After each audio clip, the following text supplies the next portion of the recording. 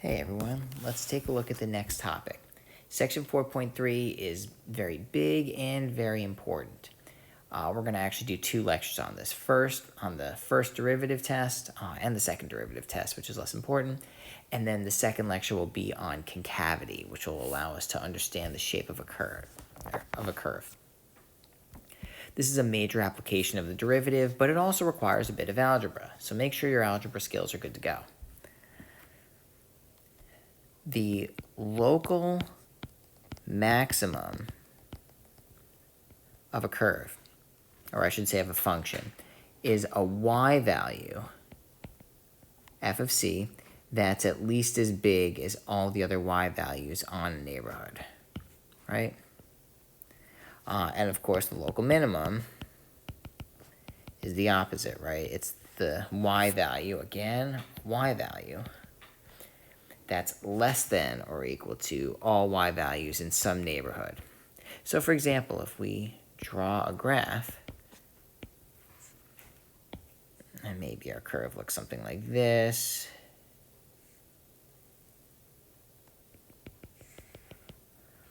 Do some stuff right here.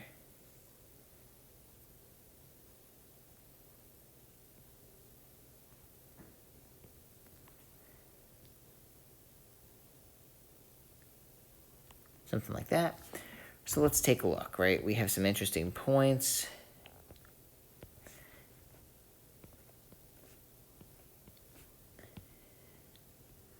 I'll call this G, maybe this guy is H. And this is the curve y equals f of x, let's say, right? All right, so anyway, that right there, f of a is an example of a local maximum, right? Because I can find some neighborhood of x values, right? Consider all the x values in those parentheses, right? Each y value corresponding to those x values is less than f of a, right? In short, f of a is the biggest y value in that neighborhood of x, right? Well, similarly, f of b is a local minimum because it's less than or equal to all values of f in, let's say, this neighborhood, right? I just need to find some neighborhood.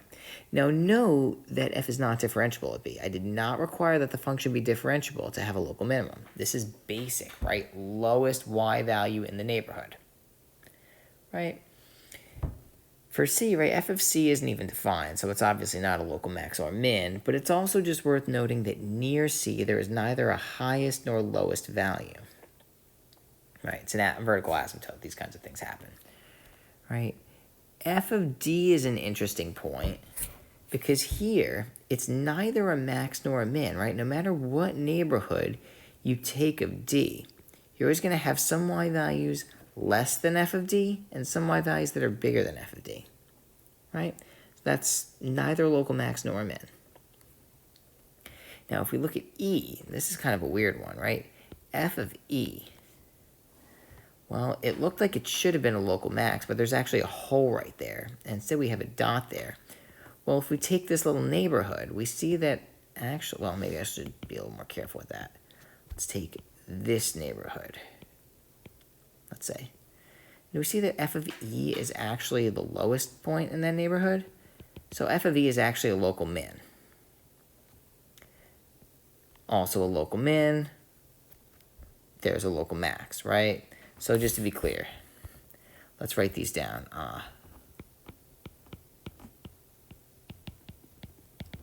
Local maxes are f of a. Remember, the maxes are not a, b, c, etc. It's f of a, not b, f of e, and f of h. Local mins. All right, f of b. Oh shoot, I'm sorry. F of e is actually a min. I don't know why I wrote that. So we just have f of e is a local min, and f of g is a local min. Yeah, that's all we got, right? All right, there we go. Okay, so we've got that. Now, where do we see these in problems, right? So that was just basic definitions, right? Well, we're going to define something called the first derivative test. which is very important for understanding the beginning of the understanding of the shape of a curve. But first we need to define a couple more terms. A critical number of a function is an x value, we call it c, in the domain of f such that f prime of c equals 0 or f prime of c does not exist. A critical point is the point c comma f of c, right? So critical numbers are where the derivative is 0 or does not exist. Critical point is the critical number and its y value. Now Fermat, a mathematician from hundreds of years ago, had a theorem that said the following. If f has a local min or max at c and the derivative exists, then the derivative has to equal 0. Equivalently, that's how the book states it, but here's how I like to state it. Let me bring this down a little bit here. If f has a local max or min at c, then f prime of c equals 0 or f prime of c does not exist. So in other words, what you could say is C, if f has a local maximum at c, then c is a critical number. Okay? So what does this mean? Well, it means, let's just draw a little bit of a picture here, right? If we're looking for all the local maxes and mins,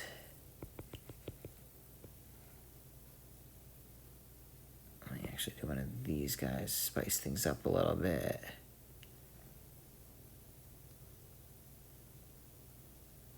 Something like that, right? What we do is we can find all the critical points, right? Or all the critical numbers, right? So A, B, right? I'm just looking for all the places where the derivative is 0 or does not exist.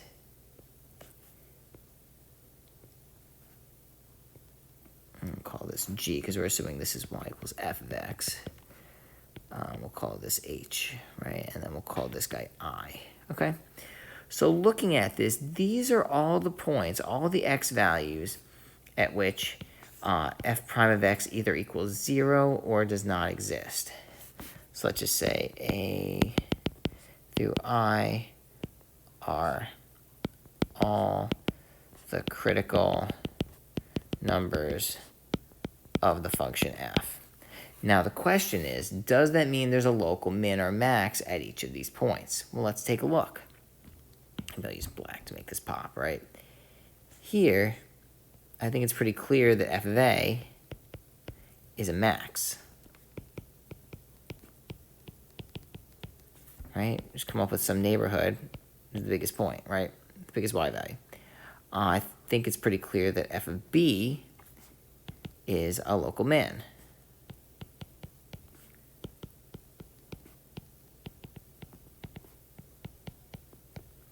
Right? Because again, it's just the lowest value, right? In like say this neighborhood, right? F of c, what about that? Note that the derivative does not exist at f of c, right? This is a cusp. Okay, so it turns out that it's a local max. Now, actually, I want to go back for a second and just point out, do you notice that the derivative at f of a, or I should say at a and at b, are both 0?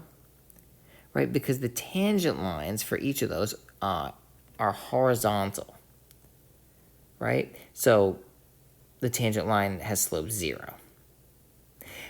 At c, the tangent line doesn't exist. It's not unique, right? We've got this tangent line and that tangent line. It's just not unique. It doesn't work. Okay? But at D, for example, we have another horizontal tangent line. and that is in fact the local min, right? So you can have maxes and mins where the derivative is 0 or doesn't exist. Now let's look at f of e, right? F of e is not even defined, so it's not a max and it's not a min, but it is a critical number. E is a critical number. F doesn't exist, so f prime doesn't exist. We still have to consider it, but then we look at it and say, okay, no, there's no local max or min here. At g, note that f of g is a local min. The derivative, again, does not exist, but g and f of g is still a critical point. Okay? F of h, another local min. I hope we see that the derivative here is 0. And then at I, right, this is another one of those weird ones where the derivative does not exist, right, because it's a vertical tangent line. But it's not a max or min, right? Now we can define the first derivative test, right? So just to be clear, if we have a function whose derivative is positive on an interval, then we say the function is increasing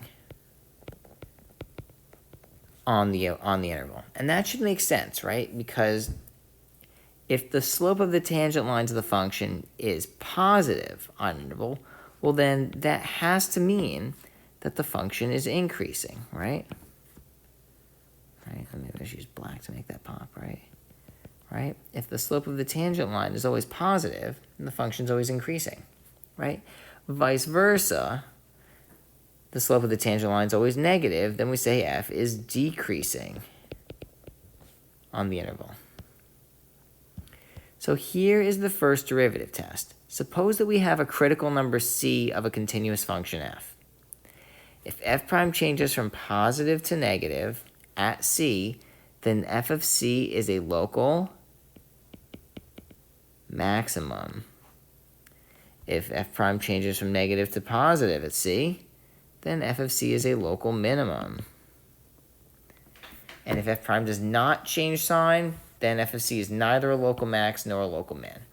So again, just to illustrate this, right? Local max, local min, and then maybe neither, right? Maybe I'll just use a highlighter here. Right? See how we went from, this will be C. You see how we went from, like, here f prime was positive, and now here it's negative, right? Because the slope of the tangent line is positive. Here the slope of the tangent line is negative, right? At, let's call this guy D. I guess it's really 0. Let's call it 0.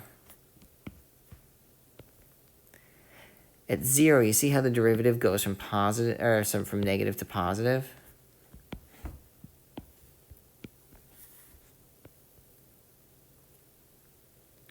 So that's the local min. And then we have something kind of weird, right, where at, call this guy D, let's say, have something a little screwy where the derivative is positive before D, and then afterwards it's actually still positive. Didn't change sign. We call D, comma, f of D a saddle point. Okay, so let's consider this function. I leave a space to try to get the basic sketch of it. But it says, find all intervals of increase and decrease, and find all local maxima and minima. All right? So in other words, what they want us to do is find where the derivative is 0, find where the derivative is positive, and find where the derivative is negative. All right? And then where it's 0, classify some stuff. So what we're going to do, these problems take a little bit of time, but they are very formulaic. We take the derivative, we set it equal to 0 or find where it doesn't exist, solve for x, and then we take a look at the intervals before and after these critical numbers. All right? So f prime of x, you notice that this is a pretty basic function right here. We should be able to differentiate this, no problem. All right? Maybe I should say let f prime of x equals 0. Right? Maybe I should put that on another line. So I think we can factor this, and it's not so bad. think that works. No, I did it backwards.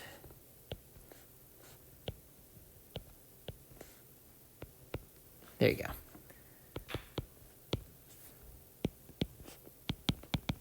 So x equals 2/3 and 4. Okay, those are our critical numbers.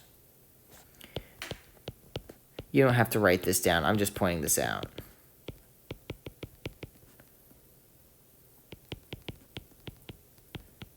Right? Because these are the x values where the derivative was equal to 0. Now what you do, draw an interval. It doesn't need to be quite that big. It could be a lot shorter than that in this case. And you just want to mark that we're talking about f prime here. And that we've got critical numbers 2/3 and 4. Maybe try to make it somewhat to scale, but it's not that important. Anyway, all we're going to do here is we're going to see whether f prime is positive or negative on each of these intervals. Now here's the cool thing. Because we've got a continuous function, and 2/3 and 4 are only critical numbers, if we plug in 1 point for each of these intervals, then that will say what f prime is for the entire interval. So for example, if we plug in, say, 0, plug 0 into f prime, not into f, but into f prime, and I think we'll see that we wind up getting just 8, right? I'll just write it down here. F prime of 0 equals 8, which is greater than 0, so we just write a plus sign. The entire interval from -infinity to 2/3 has a positive derivative. So f is increasing from -infinity to 2/3. Similarly, we can plug in a single point in this interval, and if f prime is positive on that interval, then if f prime is positive at that point, then it's positive on the whole interval, and f is increasing on the interval, and vice versa. So what would be a good point to plug into f prime between 2/3 and 4? That's right, it's 1. F prime of 1, you can just plug it in right here, right? You're going to get 3 minus 14, -11 plus 3. It's -3, which is less than 0. You don't have to write what it equals. It doesn't matter what it equals. It just matters that f prime is negative on this interval. So f is decreasing on the interval. Now, last but not least, on this interval, 4 to infinity, I'll just plug in 5. Sometimes it's easier to plug in 100. But anyway, plug in 5. You get 75 minus 70 plus 8. It's clearly greater than 0. Okay, so we get that. And at this point, we use the first derivative test to answer the question, right? Find all intervals of increase and decrease. Find all local maxima and minima. So first off, we can say, just based on our chart here, f is increasing on the intervals -infinity to 2/3, union 4 to infinity, right? That union means or, right? Like this interval or that interval. And it's decreasing on 2/3 to 4. Note that I talk only about the open interval, right? I don't talk about closed interval, increase or decrease on closed interval. That's not really a thing, right? Wouldn't even make any sense because the derivative is 0 at 2/3 and 4. What? That is not what we wanted. I apologize for that. Where did that go? That is uncomfortable. Try to erase that. Give me 1 second here. Oh, whoops. That is not what we wanted either. Oh, no. Whew. Close call there. Sorry about that, guys. There we go. Anyway, where were we? We stated the intervals of increase and decrease, but we need to find all local maxima and minima. Now, really what I should say is find and classify all local maxima and minima, right? So all we have to do is say, by the first derivative test, I'm not going to write that out, f has local maximum f of 2/3. You see why? Because we went from plus to minus, and that's what the first derivative test said, right? If we go from positive to negative. All right, and that's kind of a nasty answer. I'll let you do that out.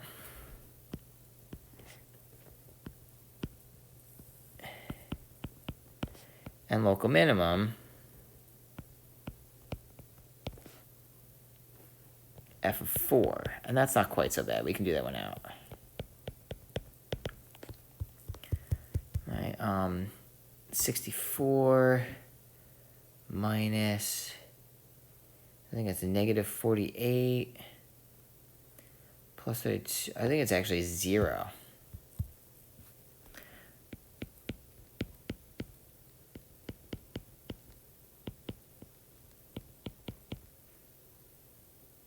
What was that? Plus 84 plus 16. Right, see, we just plugged it back into f, right? Now, this is all we needed to do, right? We have a local max at 2/3, a local min at 4.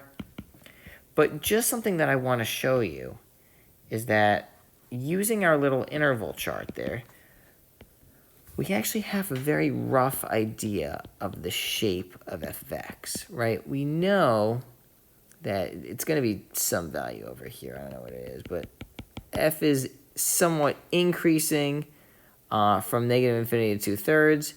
It is then decreasing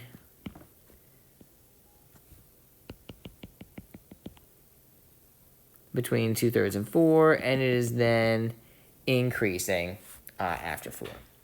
Right, but we don't exactly know what the graph looks like. Now, if you're familiar with polynomials, you know that the curve probably looks something like this, right? But how do we know that curvature? Well, we're going to have to learn about concavity for that, right? So just sit tight. We'll be talking about that next lecture.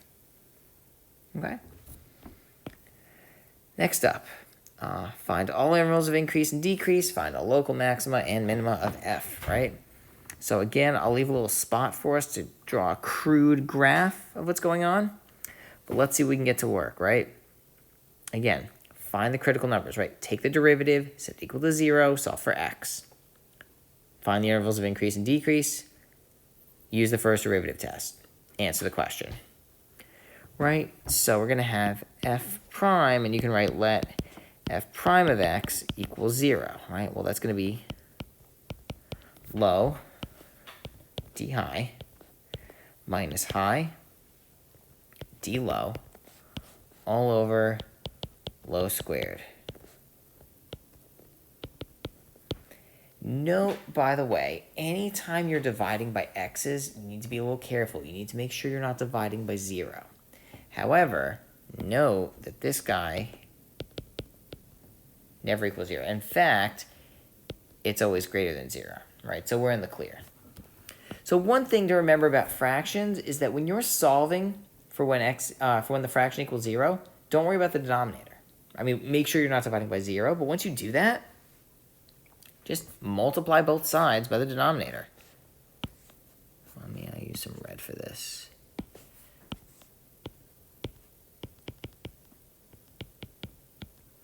All right, just get rid of it.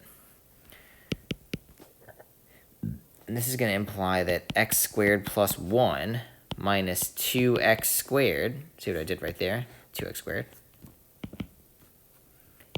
equals 0. Well, that implies, if we can simplify, right, maybe just combine some like terms, we get that 1 minus x squared equals 0. And of course, I mean, if you can just eyeball that, then that's fine, but remember, we can factor this.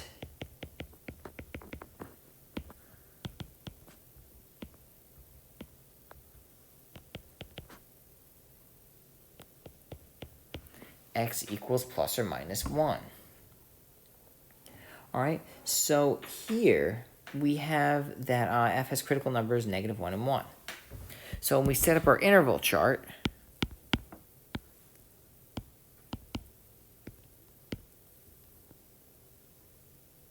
okay, So all we're doing, remember, is we're plugging in a value into f prime.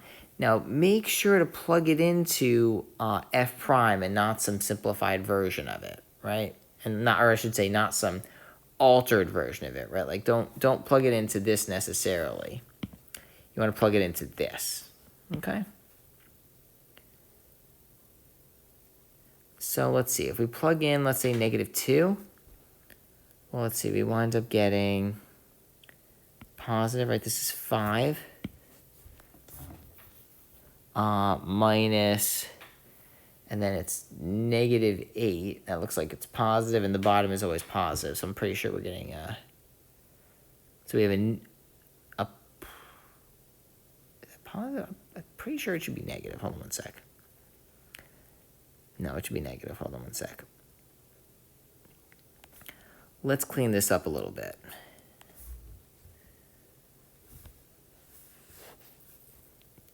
F prime of x, if we clean up the top, right, we're going to get 1 minus x squared all over x squared plus 1 quantity squared. So if we plug in -2, I think it's a bit clearer now that we're going to get a negative number. Right? Yeah, that's right. Yeah, okay. Yep, it's 5 minus 8. Yep, it's negative. Okay. Next up, if we plug in, so like f prime of -2 is less than 0. F prime of 0, well, let's see here, I think it's pretty clearly going to be greater than 0 because it equals 1. Again, I'm just plugging them into this, or this if you prefer. Right, and then f prime of 2, well, it's actually going to be the same thing as f prime of -2, so we actually have a negative right there. All right, so that's our interval chart. Now we use the first derivative test to answer the question. So we go from a negative to a positive, so there's our local min. We go from a positive to a negative, there's our local max, and we also have intervals of increase and decrease. So we'll say f has, or maybe I should just say, f is increasing on -1 to 1. Again, always use open intervals.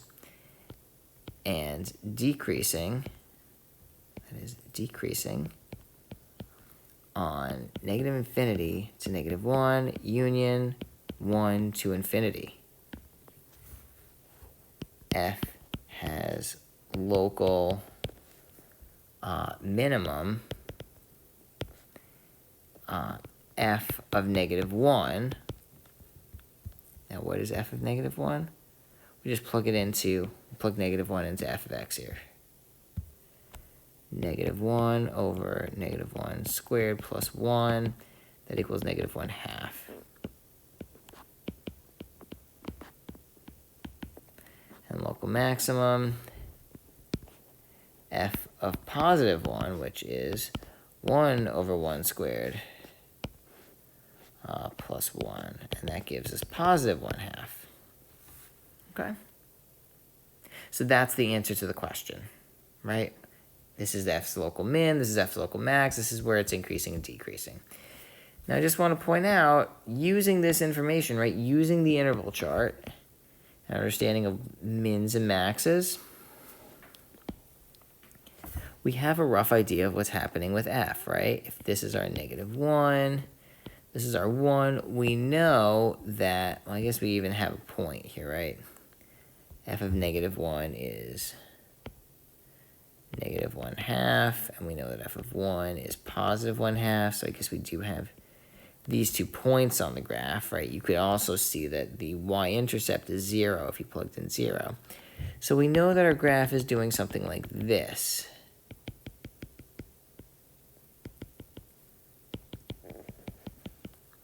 Right? Because it's decreasing from -infinity to -1, decreasing from 1 to infinity, and increasing between -1 and 1.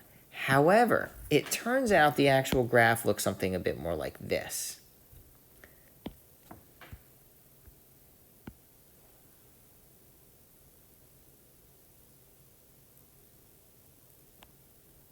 Actually, no, I lied. It's not even quite what it looks like. It looks like this. There you go. Right? So it turns out it never really crosses the x-axis except at 0.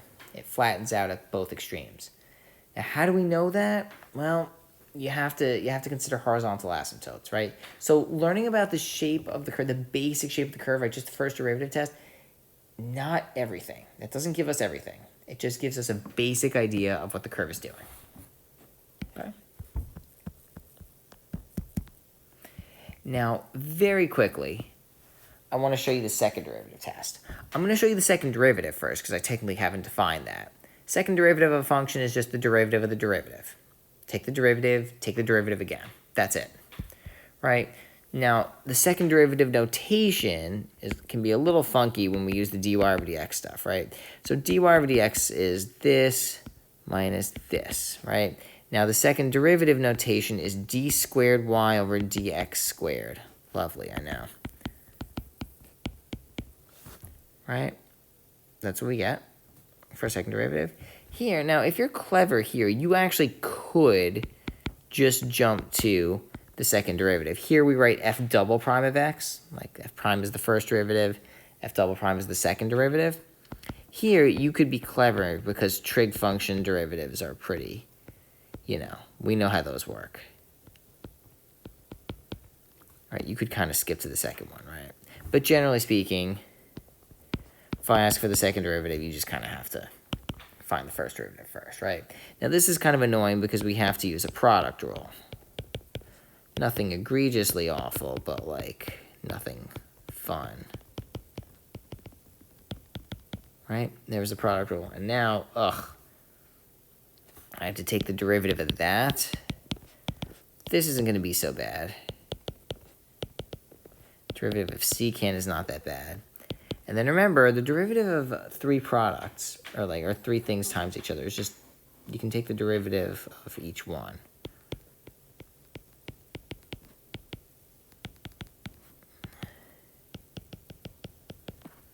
I'm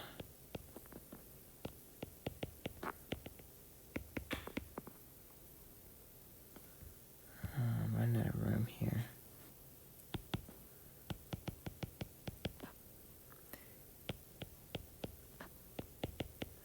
Right, so sometimes second derivative can be a little easier. Sometimes, like in the first example, sometimes it's just kind of the same, like in the second example, and sometimes it's just nasty, like in the third example.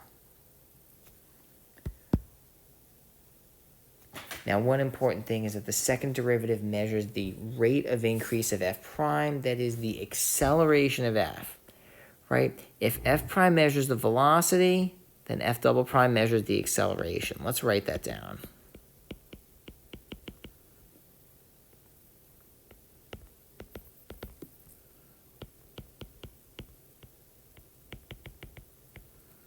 Right? So there are four different types of curves you can have. Curve, let me pop that out with red. Curve like that, curve like that. Let's see, a curve like that. I'll try to do that a little bit better. That and a curve like that, all right? Here, we have that both f prime and f double prime are greater than 0, right? I hope it's clear that the function is increasing, right? But note that the tangent line is getting steeper and steeper. Let me use a highlighter to make that pop. Okay. Here, it should be clear that f prime is still greater than 0 because the function is still increasing. But the tangent line is getting less and less steep. So here, f double prime is actually less than 0, right? Because the curve is decelerating, so to speak. It's slowing down. Again, derivative is always positive, but less and less so. Here, our function is decreasing. Now, this is kind of weird. Our tangent line here, it's getting steeper and steeper in the negative direction. So it is decelerating. This is equivalent to slamming on the reverse. Or putting your car into reverse and slamming on the gas, right? You are decelerating. Your velocity is getting more and more negative. You're going backwards faster and faster, right? And then last but not least, process of elimination, I guess. But our function's decreasing, but we're actually accelerating here, right? The derivative is, sure enough, again, it's always negative, but it's less and less negative. It's getting closer to 0, right? All right, so with that in mind, here's the second derivative test. Suppose we have a second derivative and that it's continuous near C. If we have that C as a critical number and the second derivative is less than 0, and this always throws me for a loop, then f of C is a local maximum. Right? And on the flip side, if we have a critical point at C, C is critical number, and the second derivative is greater than 0, then f of C is a local minimum. Right? And this always sounds counterintuitive, I think. Less than, I think minimum. No, but it turns out it's maximum, right? Because think about it, right? Something basic like this. I hope we can tell that at A we've got a local max, at B we've got a local min, right? Well, think about this right here. See how our function is doing that? What two shapes? Look at these two shapes, right? They're the shapes that correspond to the dotted lines, right? In both cases, the second derivative is negative. Right? And similarly here, right? That kind of shape. These are the two shapes that correspond to that. And guess what? Both their second derivatives are positive. So that's how you can explain the second derivative test. Anyway, very quickly, let's just use the second derivative test for this. Generally speaking, I'm going to use the first derivative test, but here's the second derivative test. Let's see. Find all critical numbers, right? So again, we already know this. I'm just going to skip ahead, right? It's this minus this plus this, which equals 3x minus 2 times x minus 4 equals 0. Implies x equals 2/3, x to the 4th, right? Okay. Now find the second derivative, right? Well, this is not actually that bad, right? F double prime of x equals 6x minus 14, okay? So F double prime, or for, I guess, for each critical number, C, determine whether it's greater than or less than, right? So maybe I'll do it down here. F double prime of 2/3 equals 6 times 2/3 minus 14. And that's 4 minus 14. And that's less than 0. Similarly, we have f prime of 4. 6 times 4 minus 14 equals 10, which is greater than 0. So, by the second derivative test, f has local max f of 2/3 and local min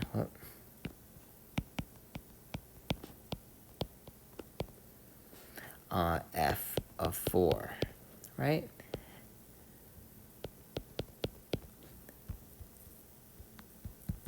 So sometimes the second derivative test is easier, sometimes it's harder. My big gripe with the second derivative test, it's not even a gripe really, but just that it doesn't naturally tell us anything about the intervals of increase and decrease, and a lot of times I'm going to be asking you for that. So that's why I'm always going to be using the first derivative test. But if you want to use the second derivative test, then please go for it.